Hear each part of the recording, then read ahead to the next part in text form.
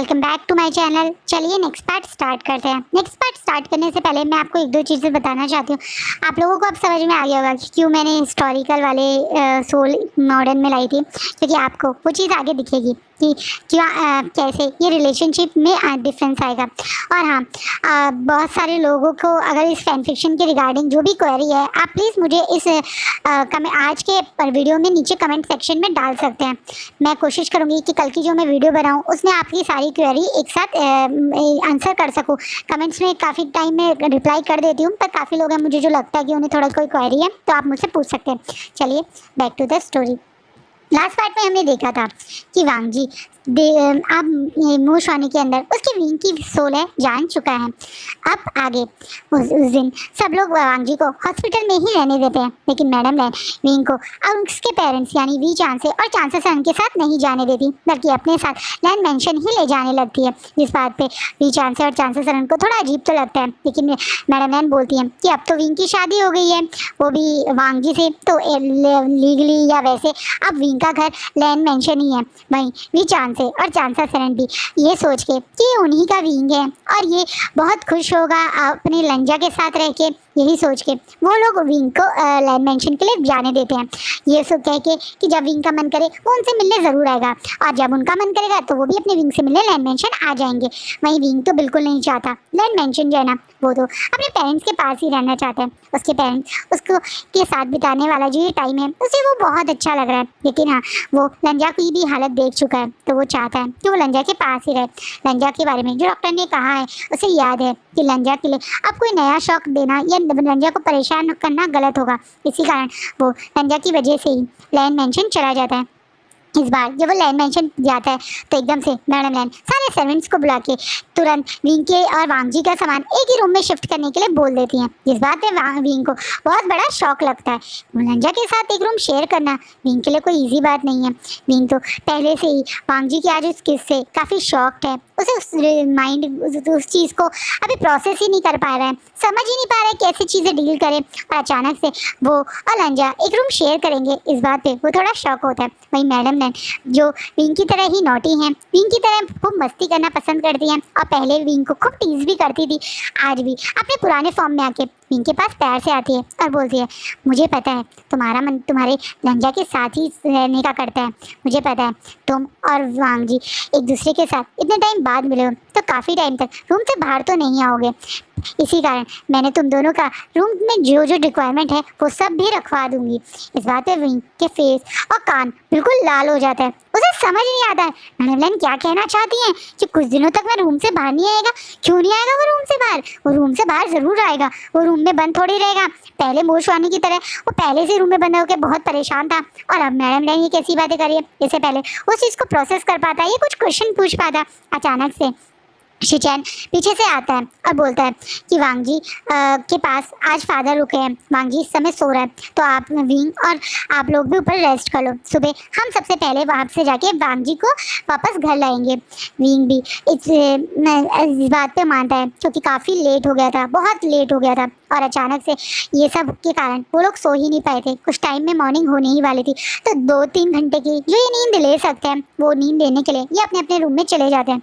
Wing room का door खोल के जब एंट्री करते हैं तो उसके हाथ और मन बहुत ज़्यादा घबरा रहा है, हाथ काँप रहे हैं, मन घबरा रहा है, क्योंकि ये लांग वांग जी का रूम है, वो रूम है जिसमें वो एक बार भी अभी तक एंटर नहीं हुआ था। इस रूम में एंटर करके उसे वांग जी के अल्फा फार्मेंस बहुत ज़्यादा महसूस होते हैं। वांग जी की वो सैंडलवुड स्मेल उसे महसूस हो रही है। उसके लिए एक ओमेगा बॉडी के साथ वांग जी जैसे एक स्ट्रॉन्ग डोमिनेट अल्फा के साथ रूम शेयर करना काफ़ी मुश्किल हो रहा है। वहाँ जब वो हिस्टोरिकल वर्ल्ड में था तो वो खुद अल्फा था, तो उससे आइडिया नहीं है कि ओमेगास की बॉडी किस तरीके से अल्फ़ा के टच, अल्फ़ा की स्मेल्स, अल्फ़ा के फॉर्मेंस से रिएक्ट करती थी। और अब वांग जी के रूम में आके उसे वो महसूस हो रहा है, उसकी बॉडी काफ़ी हीट सा फील कर रही है, लेकिन वो उस चीज़ को अभी प्रोसेस नहीं कर पाया, क्योंकि आज से पहले हीट क्या होती है उसने कभी फील ही नहीं किया। इस बार शायद फर्स्ट टाइम ही वो ये हीट क्या होती है फील करेगा, और कैसी जाएगी हम सबको पता है। चलिए आगे बढ़ते हैं। वांग जी धीरे धीरे से विंग धीरे धीरे से रूम के अंदर एंटर कर रहे हैं। वो चारों तरफ लंजा की चीज़ें देख रहे हैं। लंजा की स्मेल, लंजा की चीज़ें उसे बहुत ज़्यादा अपनी तरफ अट्रैक्टेड फील करवा रही हैं। वांग जी देखता है कि उसके रूम में एक कॉर्नर पे उसकी भी चीज़ें रखी हुई हैं। ये वो चीज़ें हैं जो विंग की फेवरेट है, मोशानी की नहीं, जो विंग की चीज़ें हैं। जैसे एक बड़ा सा कैनवस का होल्ड करने वाला टेबल, उसके साइड में कुछ कैनवस, एक टेबल जिससे कैनवस के कलर्स हैं, उसके अपोजिट में कुछ म्यूजिकल इंस्ट्रूमेंट जिसमें फ्लूट है, वांग जी का पियानो है। ये रूम बहुत बड़ा है, इतना बड़ा है कि बेड के बाहर एक सोफ़ा भी है, एक स्टडी टेबल भी है। इतना बड़ा है कि शायद बड़े बड़े 2 रूम 3 रूम के जितने फ्लैट्स होते हैं उतना बड़ा सिर्फ एक ही रूम नहीं है। एक बड़ा सा वार्डरोब भी साइड में बना हुआ है मोशवानी के रूम से, तो ये 4 गुना ज़्यादा बड़ा रूम है। मोशवानी का रूम तो एक छोटा सा रूम था जिसमें चीज़ें भरी हुई थी, लेकिन यहाँ तो हर चीज़ जैसे प्लेस की गई है। ये रूम हर चीज़ के लिए डिज़ाइन किया गया है, हर चीज़ अपनी जगह परफेक्टली प्लेस्ड है। विंग की फ़ोटोज़ हैं वांग जी के साथ, जिसमें विंग और वांग जी बहुत हैप्पी लग रहे हैं। वांग जी की चीज़ें भी हैं, वांग जी की बुक शेल है, वांग जी की फाइल से वाली टेबल है, लैपटॉप है। अब विंग इस रूम को देख के मन में सोच रहा है कि कितने अच्छे से वांग जी ने सब कुछ मेंटेन किया हुआ है। विंग के लिए इस रूम में रहना तो आसान नहीं होगा। विंग जो पूरा एक मैस है, जिसे हर चीज़ फैली हुई पसंद है, वो कैसे रहेगा वांग जी के साथ इस रूम में। मोशवानी के रूम में अब वो कंफर्टेबल हो गया था। मोशवानी के रूम में उसने अपने हिसाब से चीज़ें एडजस्ट कर ली थी। अब फिर से उसे वो सब प्रोसेस करना पड़ेगा, लेकिन अभी उसका दिमाग उससे ज़्यादा इस समय जो टायर्डनेस है उसके उस बारे में सोच के आराम करके वो वांग जी के बेड पे लेट जाता है। वांग जी के बेड जिसपे वांग जी की स्मेल आ रही है, उसके अंदर उसे बहुत कंफर्टेबल सा फील होता है और एकदम से उसकी आंखें कब बंद हो जाती हैं उसे महसूस ही नहीं होता।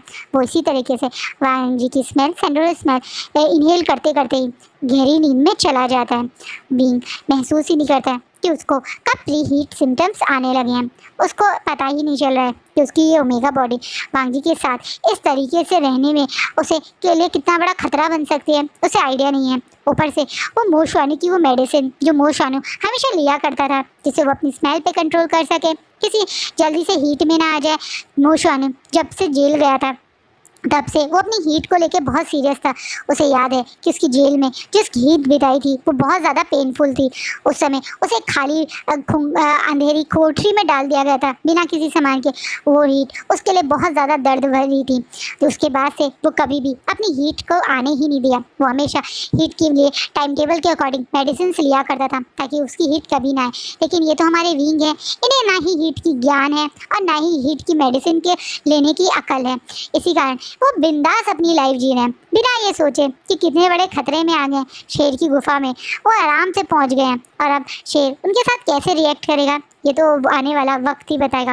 वांग विंग जब अपनी आंखें खोलता है तो महसूस करता है कि उसकी बॉडी में अजीब सा पेन हो रहा है। उसकी लोअर बॉडी इसका प्राइवेट एरिया के आसपास उसे एक अजीब सी सेंसेशन सी फील हो रही है। वो इस चीज़ को प्रोसेस कर पाता है उससे पहले ही डोर पे नॉक होता है।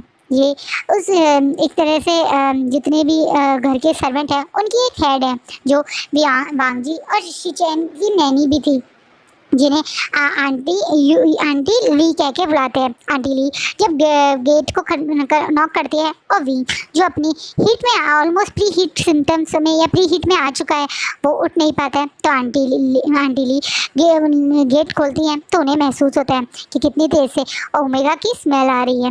वो अचानक से मतलब एक तरह से मोशवानी हीट में आ गया है ये देख के शॉक हो जाती है, क्योंकि मोशवानी यहाँ भी काफ़ी सालों से है लेकिन आज तक मोशवानी की हीट के बारे में हीट में कभी आया ही नहीं था। वो आंटी ली भी देखती थी कि किस तरह से मोशवानू अपनी हीट की मेडिसिन टाइम पे लेता था। अभी आंटी ली को नहीं पता ना कि ये विंग है, तो वो बेचारी ये सोच के कि मोशवानी गलती से हीट में आ गया है और तो वो बेचारी विंग की हेल्प करने के लिए उसके पास दौड़ के ओमेगा मेडिसिन लाती है और विंग को तुरंत देती है। विंग सब जो क्योंकि उसे पेन हो रहा था उसे लगता है ये कोई पेन किलर है, इसलिए वो मेडिसिन ले लेता है और काफ़ी हद तक उसका पेन भी ख़त्म हो जाता है और वो बिल्कुल नॉर्मल ही बिहेव करने लगता है।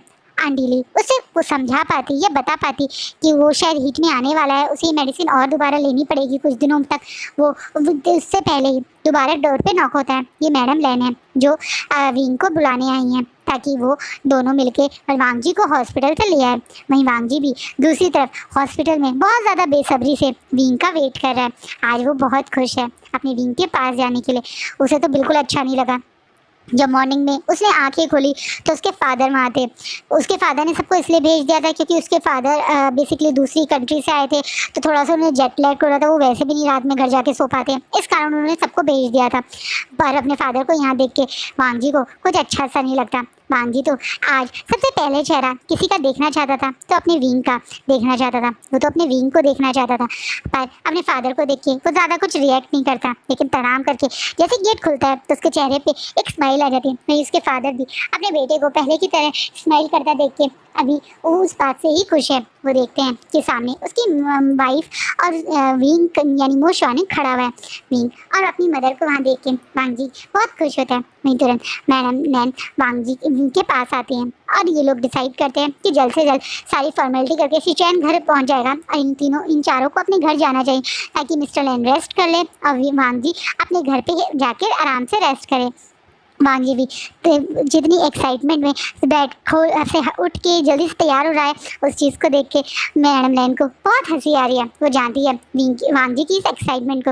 वो इस समय अपने विंग के साथ अकेले जाना चाहता है, अपने विंग के साथ कुछ क्वालिटी टाइम स्पेंड करना चाहता है।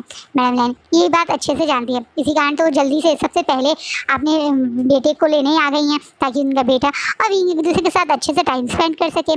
वांग जी और विंग सबके साथ घर पहुँचते हैं।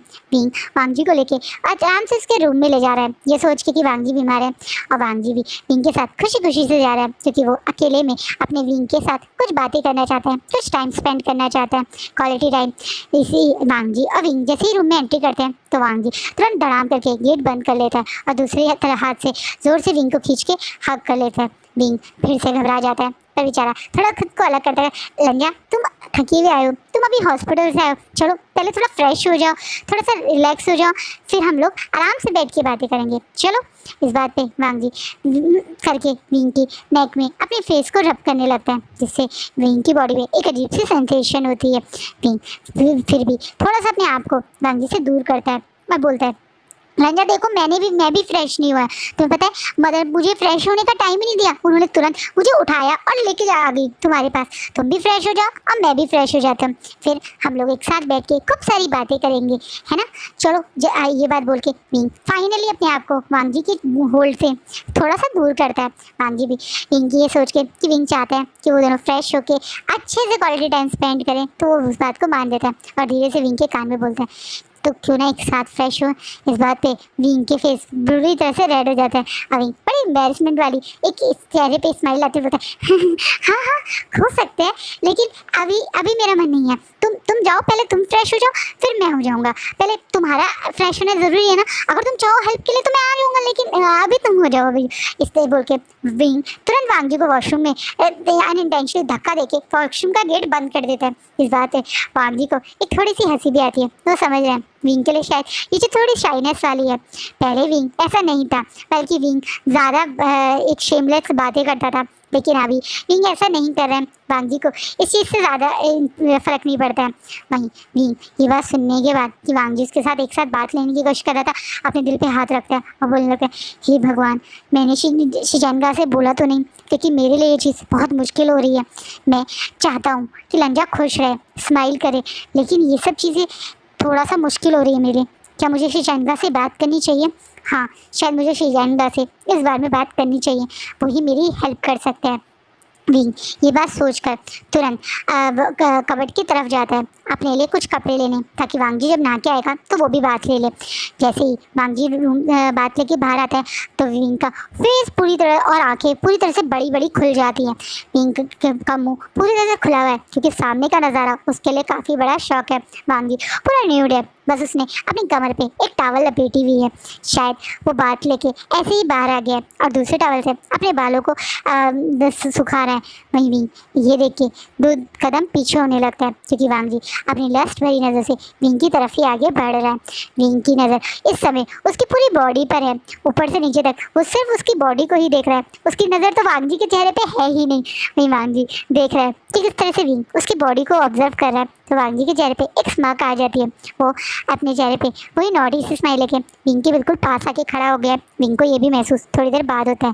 वहीं विंग अचानक से वांग जी जब उसके बिल्कुल पास आ गया, वांग जी की स्मेल उसकी एक तरह से सैंड ग्लैंड के नाक में आ रही है। उसकी वो स्मेल, उसकी वो परफॉर्मेंस जो सैंडलवुड स्मेल है वो पूरी तरह से इस रूम को फिल कर चुकी है, जो विंग के लिए बहुत ज़्यादा हॉट फील करवा रही है। एक तो उसकी आंखों के सामने जो नज़ारा है वही उसे काफ़ी हॉट फील करवा रहा था, और अचानक से ये स्मेल भी उसे ना चाहते हुए बहुत हॉट फील करवा रहे हैं। अब वांग जी विंग के बिल्कुल फेस के पास आता है और धीरे से बोलते हैं, बस देखते रहोगे विंग, ये तुम्हारा ही है, ये सब कुछ तुम्हारा है, ये बॉडी, ये वांग विंग का हाथ अपने हार्ट पे रखता है, ये दिल, ये सोल, सब कुछ तुम्हारा है।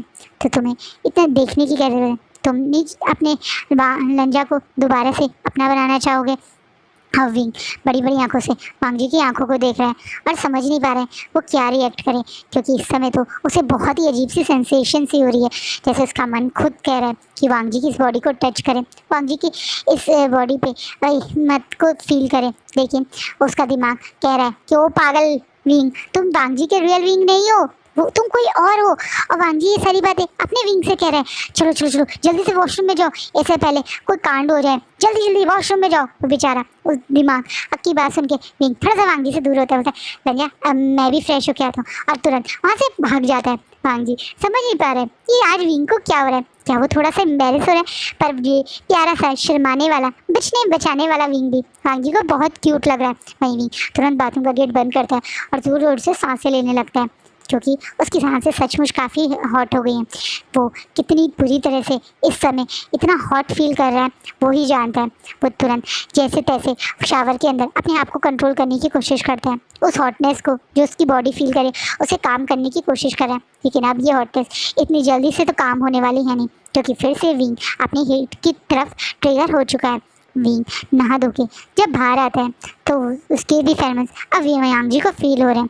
वांग जी एक नॉर्मल से अपने घर के ट्राउज़र और टी शर्ट के पहना हुआ है जो ब्लैक कलर के है, और विंग ने एक वाइट कलर की टी शर्ट और नेवी ब्लू कलर का ट्राउज़र पहना हुआ है। दोनों एक दूसरे को देख रहे हैं। विंग की हेयर भी अभी गीले हैं, तो वांग जी बिना विंग से पूछे उसे बेड पर बैठा के हेयर ड्रायर से उसके बाल सुखाने लगते हैं। वांग जी बिल्कुल विंग के पास बैठा हुआ है और बार बार उसके बाल इस तरह सुखा रहे हैं। वहीं विंग को कुछ अजीब सा महसूस हो रहा है, उसे फिर से बहुत ज़्यादा हॉटनेस ही महसूस हो रही है, वही हॉटनेस जो मॉर्निंग में थी। यही बोल के वांग जी अब थोड़ा सा विंग से दूर होते हुए बोलता है, वांग जी मुझे थोड़ा सा अनईजी सा फील हो रहा है, क्या तुम आंटी ली को दोबारा बुला सकते हो? उन्होंने मुझे मॉर्निंग में एक मेडिसिन दी थी जिसके कारण मुझे ये पेन होना बंद हो गया था, लेकिन अब मुझे फिर से ये पेन हो रहा है, प्लीज़ उन्हें बुला दो। वांग जी विंग के फेस को प्यार से अपनी तरफ करता है और दोनों हाथों से पकड़ता है, बोले कहाँ पेन हो रहा है तुम्हें? तो क्या क्या क्या मेडिसिन दी थी आंटी ने? विंग बोल रहा है मुझे नहीं पता, मुझे आज से पहले कभी ऐसा फील नहीं हुआ ना, आज मुझे पहली बार हो रहा है, पता नहीं ये क्या हो रहा है, अजीब सी फीलिंग हो रही है, लोअर बॉडी में अजीब सा सेंसेशन सा फील हो रहा है, पूरी बॉडी में एक अजीब सी हीट फील हो रही है, जैसे कुछ ईचिंग हो रही हो, मुझे नहीं पता ये क्या है लंजा, तो मुझे ये अजीब सा लग रहा है।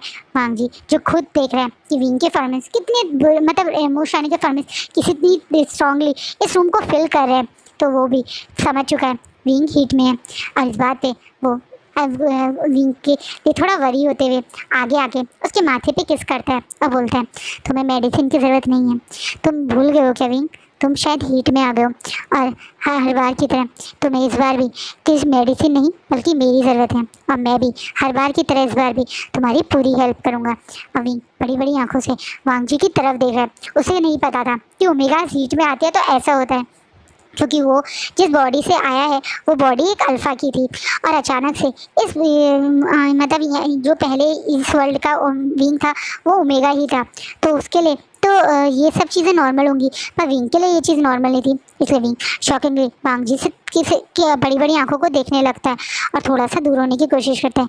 वही वांग जी तो जैसे इस समय विंग के पैसे ही बहुत ज़्यादा प्यार कर और मिस कर रहा था, और अब विंग हीट में है इस चीज़ का, वो कैसे मौका मतलब अलग होता, वो तुरंत विंग को वैसे ही बेड पे लिटा के उसे किस करने लगता है। विंग पहले तो कोशिश करता है कि वो वांग जी से थोड़ा दूर होके उसे सच बता दे कि वो उसका विंग नहीं है, लेकिन इस समय उसकी बॉडी तो जैसे बिल्कुल उसका साथ नहीं दे रही है। वांग जी की किसी में वो और ज़्यादा पैशनेटली किस का रिप्लाई करने लगता है। उस समय जो भी वांग जी उसके साथ कर रहे हैं उसकी बॉडी को बहुत अच्छा लग रहा है, उसे वांग जी का ये टच करना बहुत अच्छा लग रहा है। नहीं, वांग जी भी पैशनेटली किस करते हुए कब विंग की टी शर्ट में अपना हाथ विंग की बॉडी पे घुमाने लगता है। उसे भी महसूस नहीं होता है विंग की बॉडी अब वांग जी के हर एक टच पे रिएक्ट कर रही है। वांग जी महसूस कर रहे हैं कि विंग अब पूरी तरह से हीट में आ गया है। अचानक से वो बिना टाइम गवाए विंग की बॉडी से उसके कपड़े रिमूव करना शुरू कर देता है। वही विंग जो पूरी तरह से इस नई फीलिंग के समय बहुत जद्दोजहद में है, उसकी बॉडी जो इस पेन में है, जो हॉटनेस वो फील कर रहा है, वो उस चीज़ से बाहर आना चाहता है। वांग जी जो उसके साथ करना चाहता है वो उसे सब कुछ करने दे रहा है। वांग जी ने कब उसकी पूरी बॉडी से कपड़े रिमूव कर दिए उसे महसूस ही नहीं होता, लेकिन जब वांग जी ने धीरे धीरे से उसे उसकी पूरी बॉडी पे किस करना शुरू कर दिया, उसे लिप्स के थ्रू जैसे टच करना महसूस शुरू कर दिया। विंग एक मछली जैसे पानी में तड़पती है ऐसी फीलिंग आने लगती है। वांग जी के लिप्स जो उसकी पूरी बॉडी पे ट्रेवल कर रहे हैं, उसकी नेक, उसके निप्पल, उसके टमी, उसके नेवल, उसकी थाई, हर जगह वांग जी उसे किस कर रहा है, उसे टच कर रहा है। वांग जी के टच में और इन सब चीज़ों में विंग अब पूरी तरह से सब कुछ भूल गया। अब जो उसकी बॉडी उसके अंदर ये हीट, ये लस्ट मांग रहा है, अब विंग उस चीज़ में गुम हो चुका है।